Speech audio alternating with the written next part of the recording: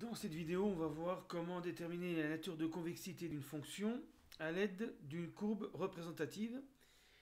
Et donc, je vais vous donner une courbe. Selon que la courbe représente f' ou f seconde, il faut déterminer la convexité de la fonction f. Donc, je vous montre la courbe. Par exemple, si cette courbe en rouge représente la fonction f elle-même, il faut en déduire la convexité de f. Maintenant, supposons que la courbe en rouge représente la dérivée f'. Quelle est la nature de convexité de f?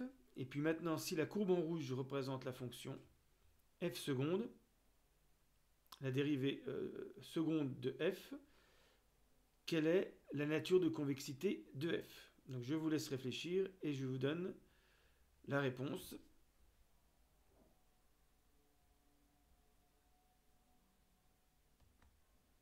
Alors, premier cas de figure.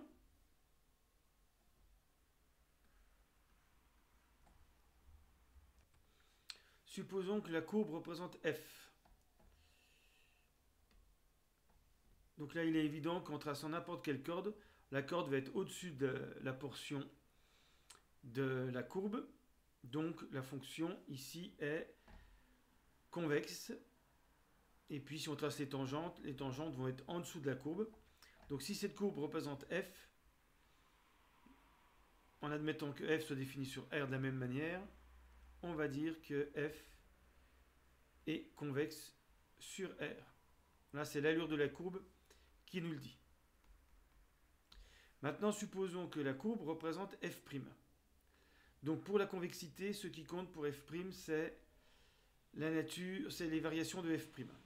Alors si on regarde la courbe, f', donc maintenant on suppose que la courbe rouge représente f'. F' est décroissante sur moins l'infini 1, croissante sur 1 plus l'infini. Donc si je représente, en supposant que la courbe représente f', bien sûr, sur moins l'infini 1, f' est décroissante, et sur 1 plus l'infini, f' est croissante.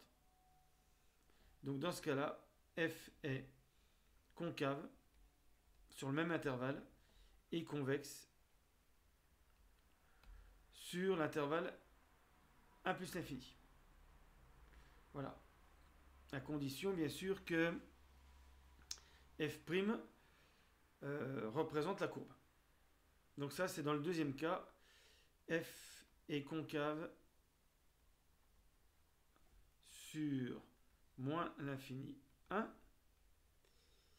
Et puis convexe sur 1 plus l'infini. Et puis troisième cas de figure, la courbe en rouge représente directement f seconde. Et là, on sait que c'est le signe de f seconde qui va nous donner la nature de convexité de f. Donc là, f seconde serait positive sur moins l'infini, moins 1, négative sur moins 1, 3, positive sur 3 plus l'infini. Donc je peux faire un tableau de signes pour résumer ça.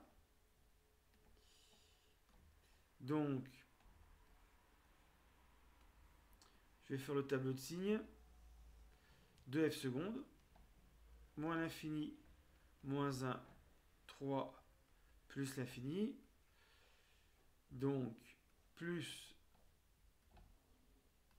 moins, plus, d'après la courbe.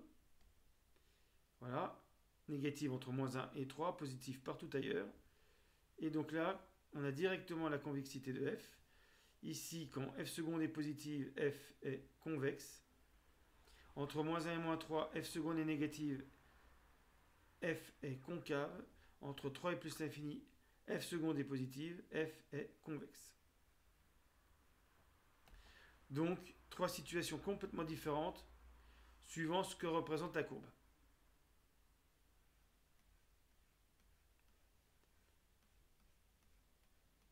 Donc, retenir que pour la convexité, donc si on a la fonction f, c'est l'allure de f de la courbe qui nous donne la convexité de f. Si la courbe représente f', c'est les variations de f' qui nous donnent la nature de convexité de f. Ici, la courbe représente f seconde. C'est le signe de f seconde qui nous donne la nature de la convexité de f. Donc là, on utilise toutes les propriétés de la convexité.